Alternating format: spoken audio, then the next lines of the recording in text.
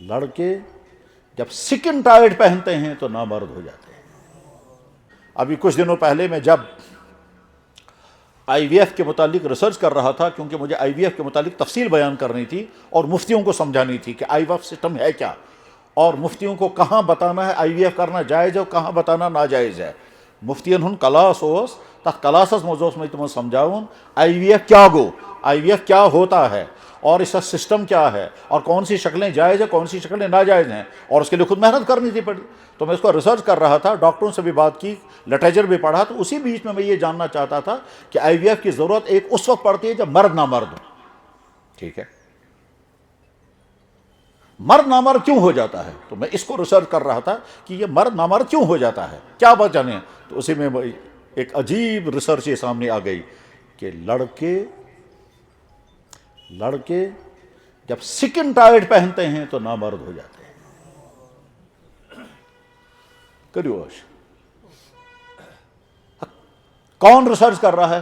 ایک Chinese doctor نے کہا یہ، اور ایک جاپانی کسی ادارے نے اعلان کیا ہے، ویب سائٹ پر موجود ہے۔ کیوں؟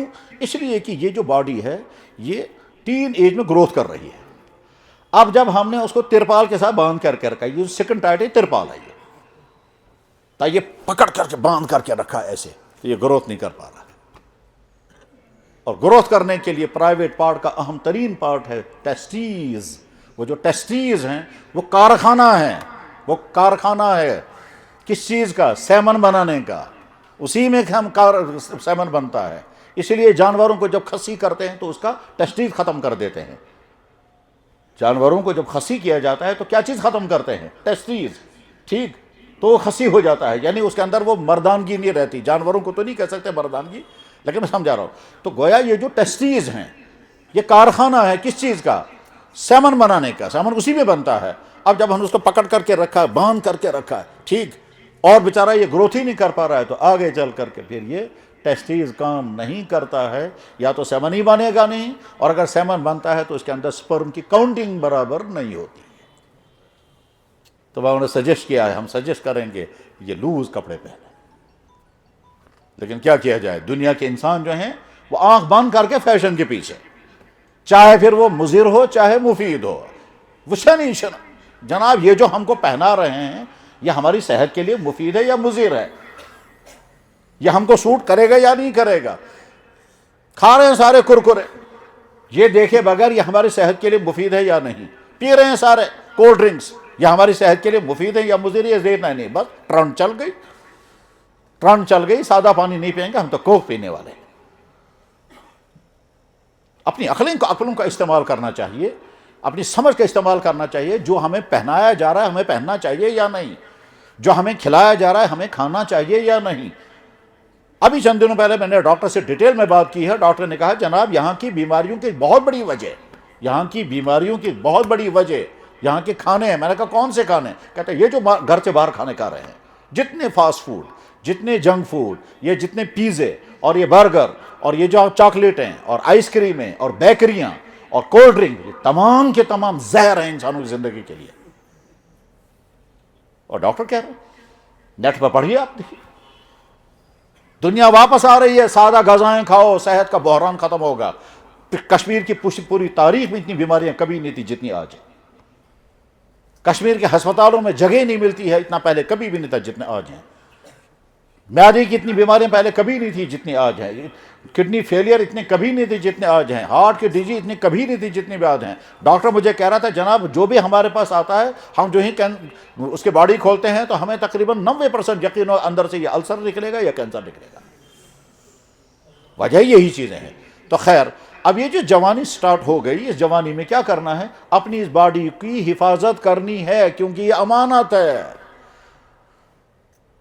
یہ اپنی نہیں ہے۔ اس کے ایک ایک چیز کو بچانا ہے اور بڑھانا ہے، یہاں تک تو جوانی سب سے پہلی امانت ہے۔ اس جوانی کو برباد کرنا یہ بھی اسی انسان کے ہاتھ میں ہے، اور جوانی کی حفاظت کرنا یہ بھی انسان کے ہاتھ میں ہے، ٹھیک ہے۔ یہ جوانی اور جوانی کی ایک ایک چیز ہمارے ہاتھوں میں، یہ امانت ہے اللہ کی۔ بس ہر شخص سے دیکھے کہ میں اپنی جوانی کا غلط استعمال تو نہیں کر رہا ہوں۔ کھانے پینے کے اعتبار سے وہ تمام چیزیں ایوائڈ کریں جن چیزوں کو ہم کھاتے ہیں صرف ٹیسٹ کے لیے۔ وہ چیزیں کھائیں جو انسان کو ہیلتھ کو فائدہ پہنچائیں، ہیلتھ کو اپنا کنسرن بنائیں، ٹیسٹ کو مت بنائیں، بس یہی ہے میسج۔ آپ اس لیے مت کھائیں کہ مزہ ہے اس میں، آپ اس لیے کھائیں کہ اس میں فائدہ ہے۔ یہ جو پالیتھین لفافوں میں لٹکی ہوئی دالیں ہیں، ان سے کہیں زیادہ بہتر ہے آپ کے اپنے علاقے کا وہ ڈرائی فروٹ جو یہاں کا پیدا کیا، اس کو استعمال کریں گے تو دو فائدے ہوں گے، صحتوں کو فائدہ ہوگا اور یہاں کی اکانومی کو فائدہ ہوگا۔ جب آپ ان کی چیزیں استعمال کریں گے تو اپنی صحت کو نقصان کر رہے اور پیسہ ان کو دے رہے ہیں۔ تو شو یما کا سمجھ بس۔ امانت نمبر 1۔ امانت نمبر 2، یہ جو پیسہ جیب میں آیا، چاہے وہ ماں باپ نے آپ کو دیا پاکٹ منی ڈیلی یوزنگ کے لیے، اور چاہے آپ نے خود کمانا شروع کیا، ٹھیک، وہ کمائی کا ذریعہ پھر جو بھی ہے، یہ پیسہ امانت ہے، اس کا غلط استعمال نہیں کرنا ہے۔ ٹھیک اسی طرح سے عہدہ مل گیا، یہ عہدہ کیا ہوتا ہے؟ باپ بننا ایک عہدہ ہے، ماں بننا ایک عہدہ ہے، پھر نکاح ہوگا، شوہر بننا ایک عہدہ ہے، بیوی گھر میں آ گئی، بیوی ایک نعمت مل گئی، آپ کو عہدہ مل گیا شوہر بننے کا، اور اس کے بعد پھر آپ کو ملازمت مل گئی۔ یہ ملازمت جہاں کی بھی ہے، چاہے وہ چھوٹے ملازمت چاہے بڑے درجے کی، ملازمت عہدہ ہے، یہ امانت ہے۔ فرمایا جناب رسول اکرم صلی اللہ علیہ وسلم نے، مؤذن امانت دار ہے، یعنی یہ جو اذان کا کام آپ کے حوالے ہو گیا یہ عہدہ ہے، امانت داری کے ساتھ کو چلانا، ٹھیک وقت پر اذان پڑھنا۔ اس زمانے میں گھڑیاں نہیں تھی تو مؤذن کو آدھی رات کے بعد جاگنا پڑتا تھا کہ ٹائم پر مجھے اذان پڑھنی ہے، وقت سے پہلے پڑھوں گا تو بھی غلط ہوگا، وقت کے بعد پڑھوں گا تو بھی غلط ہوگا، ٹائم میں مجھے کچھ نہیں ہے، جاگنا پڑتا تھا، دیکھنا پڑتا تھا صبح صادق کب ہوگی، تو صبح صادق کو چیک کرنے کے لیے آدھی رات سے جاگنا پڑتا تھا۔ مؤذنوں کے لیے بڑی قربانی لگتی تھی کہ صاحب آپ کو جاگ کر رکھنا ہے، کیونکہ اگر دیر ہو جائے گی تو اذان وقت پر نہیں ہوگی، بہت سارے لوگوں کا روزہ خراب ہوگا، بہت سارے لوگ تہجد نہیں پڑھتے، اور اگر پہلے یہ پڑھو گے تو بھی غلط ہوگا۔ تو آپ نے فرمایا المؤذن مؤتمن، اذان دینے والا مؤتمن امانت دار ہے۔ تو اللہ کے نبی نے اذان کے عہدے کو امانت، نماز پڑھانا اس سے بڑا امانت، اس سے بڑا عہدہ ہے۔ امامت کا عہدہ مل گیا، یہ امانت ہے۔ اب امام صاحب کو سوچنا ہے مجھے اس امانت کا حق ادا کرنا ہے، مجھے تقوی کے ساتھ نماز پڑھانی ہے، میرا علم صحیح ہونا چاہیے، میرا قرآن صحیح ہونا چاہیے، مجھے اچھی طرح سے ایسی نماز پڑھانی ہے جو یہ قبول ہونے کے لائق ہو۔ ایسا نہ ہو کہ میری امامت کی وجہ سے مقتدیوں کی نماز خراب ہو جائے۔ امام کو سمجھنا ہے میرے پاس جو امامت ہے یہ امانت ہے میرے پاس۔ ٹھیک اسی طرح سے بیان کرنے والا کرسی پر بیٹھا ہے، یہ امانت ہے ہمارے پاس، اس امانت کا حق ادا کرنا ہے۔ جناب آپ مسجد کی انتظامیہ کے پریزیڈنٹ بن گئے، عہدہ جوڑ جائیے، آپ امانت دار بن گئے، آپ کے کندھوں پر بوجھ آ گیا۔ یتیم خانے کا منتظم امانت دار ہے، مدرسے کا محتمم امانت دار ہے، ملک کا سربراہ امانت دار ہے، گورنر امانت ہے اس کے کندھوں پر، ہر چیز اسلام میں امانت ہے۔ ان آنکھوں کا استعمال زندگی بھر کرنا یہ امانت ہے۔ اس لیے اللہ کے نبی نے فرمایا دعا کرتے ہوئے، یا اللہ میری آنکھ خیانت نہ کرے۔ خیانت کا لفظ استعمال کیا آنکھ کے متعلق، کیا مطلب اس کا؟ یعنی آنکھ اگر غلط دیکھے گی تو اس کو آپ نے خیانت فرمایا۔ اللہ کے نبی دعا کرتے تھے، یا اللہ میرے دل کو نفاق سے پاک رکھنا، اللہ کے نبی تو معصوم تھے۔ یا اللہ میری زبان کو جھوٹ سے پاک رکھنا، اللہ کے نبی کہاں جھوٹ بولتے؟ پھر اللہ کے نبی نے فرمایا، یا اللہ میرے عمل کو ریا سے پاک رکھنا، اور آگے فرمایا وعینی من الخیانہ، اللہم طہر قلبی من النفاق، یا اللہ میرا دل نفاق سے پاک ہونا چاہیے، ولسانی من الکذب، اور میری زبان جھوٹ بولنے سے پاک رہنی چاہیے، وعملی من الریا، اور میرا عمل ریا سے پاک ہونا چاہیے، وعینی من الخیانہ، اور میری آنکھ خیانت سے پاک رہنی چاہیے۔ تو آنکھ کا غلط دیکھنا اللہ کے نبی نے کو خیانت کہا۔ یہ تو آج کے مردوں کے لیے سب سے بڑا امتحان ہے، اور ہم سب کے لیے۔ ایسا نہیں ہے کہ ہمارا وہ نوجوان بیچارہ جو سڑک پر ہے، جو کالج میں ہے، جو دفتر میں ہے، جو ہاسپٹل میں ہے، جو سکول میں، انہیں نہیں، ہر مرد کے لیے امتحان ہے۔ یا مولانا صاحب کو بھی امتحان ہے، پیر صاحب کو بھی امتحان ہے، بزرگ صاحب کو بھی، بوڑھے کو بھی، جوان کو بھی، ٹھیک ہے، ٹوپی اور داڑھی والے کو بھی ہے، سیکنڈ ٹائٹ والے کو بھی ہے۔ یہ سب کا امتحان ہے آنکھ کا، کیونکہ ہماری بیٹیاں، ہماری مائیں پھر رہی ہیں فیشن کر کے، سیکنڈ ٹائٹ پہن کر پھر رہی ہیں، بہت زیادہ میک اپ کر کے، اور ہر جگہ دخل ہے، ایک طرف سے بے پردگی کا سیلاب ہے، اور دوسری طرف سے مردوں کے جہاں ایک مسلمان یورپ میں ایک خاتون نے اسلام قبول کیا، مسلمان ملک کا تھا، اب اس کا نکاح اس کے ساتھ ہوا۔ مسلمان کے دینی لیول کم تھی، جب اس نے اسلام قبول کیا تو اس کی دینی لیول اوپر آ گئی، ٹھیک ہے، اس نے پردہ شروع کیا، نہیں وہ پردہ نہیں کرنا چاہ رہی تھی، تو شوہر نے کہا دیکھو تم پردہ کرو، اس نے کہا باقی تو ٹھیک ہے عبایا میں پہنوں گی مگر میں پورا پردہ نہیں کر سکتی۔ تو شوہر نے ایک دفعہ کہا آپ کو معلوم ہے پردہ کرنے کا نتیجہ کیا نکلتا ہے؟ اس نے کہا کیا نکلتا ہے؟ کہتا پردہ کرنے کا نتیجہ یہ نکلتا ہے کہ اگر ہماری یہ بیٹیاں ہماری مائیں پردہ کریں گی تو مرد گناہ سے بچ جاتے ہیں، اور اگر آپ پردہ نہیں کرو گے تو تمہاری وجہ سے نہ جانے کتنے مرد گناہ میں پھنس جائے۔ اس نے کہا یہ تو عجیب بات آپ نے کہی، اس کا مطلب میں جب پردہ کروں گی تو میں نے بہت سارے مردوں کو گناہ سے بچا لیا؟ کہنے لگا ہاں، کہنے لگا آج اسے میں پردہ کر دیا۔ اور واقعی یہی ہے کہ جناب والا ہماری بیٹیاں ہماری بہنیں اپنا شوق پورا کر رہی ہیں۔ کیا شوق پورا کر رہی ہیں؟ زیادہ سے زیادہ ننگا ہونا ہے، زیادہ سے زیادہ مردوں کی نقالی کرنی ہے، زیادہ سے زیادہ میک اپ کر کے پھرنا ہے اور خوش ہونا ہے میں کچھ ہوں، اور اس کے نتیجے میں مردوں کو گناہ۔ تو جب سوال آتا ہے یار ہم اپنی آنکھوں کی حفاظت کیسے کریں گے؟ یہ آنکھ امانت ہے، اس آنکھ کا غلط استعمال نہیں کرنا ہے، مگر بچنا بے انتہا مشکل ہے۔ تو حل کیا ہے اس کا؟ حل، اس کے کئی سارے حل ہیں، ان حل میں سے ایک حل یہ ہے اپنے آپ سے کہنا ہے آج تک تم نے ہزاروں مرتبہ دیکھا ہوگا ہزاروں خواتین کو، ملا کچھ نہیں، ملتا کچھ نہیں۔ پھر اپنے آپ سے کہنا ہے آپ کو دیکھنے کا شوق ہے، میں آپ کو سڑک پر کھڑا کروں گا، اس سڑک پر کھڑا کروں گا جہاں زیادہ سے زیادہ خواتین گزر رہی ہوں گی، اور ہر قسم کی خواتین جہاں گزر رہی ہوں گی وہاں کھڑے ہو کر کے میں دیکھتے رہنا شام تک، اور شام کو مجھے رپورٹ دینا فائدہ کیا کیا ہوا۔ اپنے آپ سے کہیں، اور جب کھڑے کو اندر والا دل کہے گا ملتا کچھ نہیں ہے، شام کو کہنا پھر جب ملتا کچھ نہیں تو آج کے بعد کبھی مت دیکھنا، آج کے بعد میں دیکھنے ہی دوں گا۔ یا دوسرا علاج ہے کہ جب کسی نامحرم کو دیکھیں تو فوراً یہ سوچیں میں اس کو دیکھ کر خوش ہو رہا ہوں اور اللہ مجھے دیکھ کر ناراض ہو رہا ہے۔ ایٹ اے ٹائم دو چیزیں ہو رہی ہیں، اللہ کہہ رہا ہے میں دیکھ رہا ہوں تو کیا دیکھتا ہے، میں دیکھ رہا ہوں تو کس کی طرف دیکھ رہا ہے، دیکھا میں نے منع کیا یہ مت دیکھنا، تو پھر بھی کنٹرول نہیں کر رہا ہے، اور تو دیکھ کر کے خوش ہو رہا ہے اور میں دیکھ کر ناراض ہو رہا ہوں۔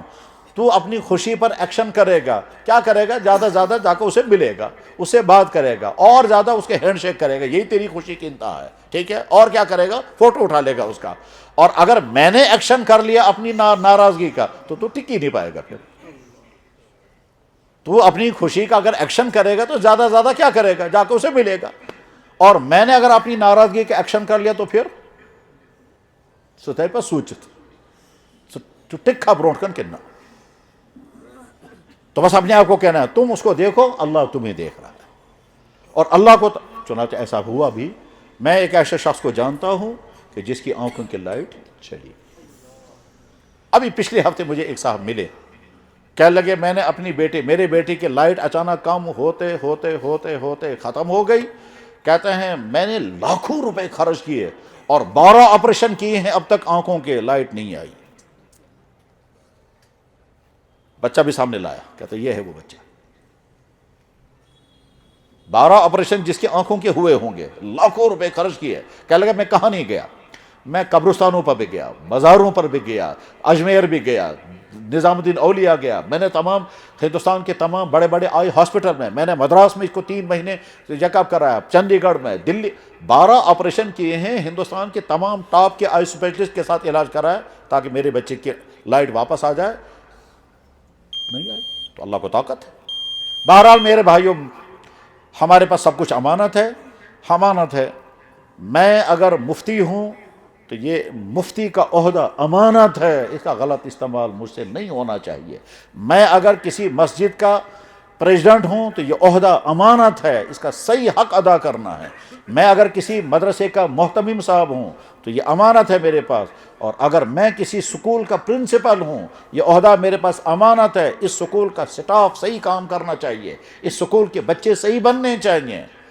جناب والا ہر چیز امانت ہے۔ ہمارے سکول کا وہ ٹیچر جس کی ذمہ داری ہے وہ مڈ ڈے میل کا انتظام کرنا بچوں کے لیے، یہ امانت ہے آپ کے پاس. جو ہمارا افسر ہے جس کا کام ہے فنڈز پاس کرنا، وہ امانت ہے آپ کے پاس. جو ہمارا جج جو کرسی پر بیٹھا فیصلہ لکھ رہا ہے، یہ امانت ہے. آپ وکیل ہیں، آپ کے پاس کیس آیا، یہ امانت ہے آپ کے پاس. آپ ڈاکٹر ہیں، یہ پیشنٹ آپ کے پاس امانت ہے. ہر چیز امانت ہے، ہر چیز امانت ہے. اور اس امانت کا اللہ کے ہاں حساب دینا ہے. ہر آدمی اپنے آپ کو دیکھے میرے پاس کیا کیا ہے، یہ امانت ہے میرے پاس. ایک آدمی باپ ہے، باپ ہونا عہدہ ہے، امانت ہے. بچے تمہارے پاس امانت ہے، یہ بنیں گے یا بگڑیں گے. تم ابھی جوانی میں ہو، تمہارا نکاح بھی نہیں ہوا، یہ جوانی تمہارے پاس امانت ہے، اس کا غلط استعمال نہیں کرنا ہے، کیونکہ آگے چل کر تمہارا نکاح ہوگا، تم کو اپنی بیوی کا حقوق ادا کرنے ہیں. یہ صحت ہمارے پاس امانت ہے، ہم وہ چیزیں نہیں کریں گے جس کی وجہ پہ یہ صحت برباد ہو جائے. ہم اپنے امانوں کا خیانت نہیں کر سکتے. اس باڈی کو وہ چیزیں نہیں کھلانی ہیں جن کا مقصد صرف ٹیسٹ ہوگا اور صحت کو نقصان ہوگا. اور اس باڈی سے مجھے وہ سارے کام نہیں کر. میرے بھائیو اچھی طرح سے سمجھ لیں، انفیکشن کی دو قسمیں ہیں، ایک باڈی کا انفیکشن، ایک کیریکٹر کا انفیکشن. باڈی کا انفیکشن یہ ہے کہ ہم جسم کو وہ چیزیں کھلائیں جس کی وجہ سے باڈی کو انفیکشن ہو جائے. معدے کا، انتڑیوں کا، لیور کا، دماغ کا، چھاتی کا، کس کا انفیکشن ہوگا. ٹھیک ہے. کیریکٹر کا انفیکشن یہ ہے کہ آپ غلط تعلقات میں پھنس جائیں، آپ غصے والے بن جائیں، آپ کی عادتیں بری ہو جائیں، آپ فضول خرچی کرنے لگیں. کیریکٹر کا انفیکشن یہ ہے کہ آپ لوگوں پر ظلم کرنے والے بنیں، لوٹ مار کرنے والے بنیں، دھوکہ دینے والے بنیں. آپ اپنا دماغ کو استعمال کریں گے تگڑم کرنے کے لیے. یہ اس کا تب یہ ہے کہ کیریکٹر کا انفیکشن، اور یہ امانت کے خلاف. زبان ہمارے پاس امانت ہے، اس کا غلط استعمال نہیں کرنا ہے، کیونکہ ہماری یہ ساری چیزیں ہماری اپنی نہیں ہیں، یہ اللہ کی دی ہوئی ہے. قرآن اللہ کی امانت ہے. قرآن کریم میں فرمایا انا عرضنا الامانۃ علی السماوات والارض. بات ختم کر رہا ہوں میں. ہر انسان جس کے پاس کوئی عہدہ ہے وہ سمجھے کہ میرے پاس یہ امانت ہے، اس کا مجھے غلط استعمال نہیں کرنا ہے. چاہے عہدہ گورنمنٹ کا ہو، چاہے پرائیویٹ ہو، چاہے دین کا ہو، چاہے عام دنیاوی عہدہ ہو. حتیٰ کہ چپراسی جو کرسی پر بیٹھا ہوا ہے، یہ کرسی سٹول، یہ بھی اس کے پاس امانت ہے.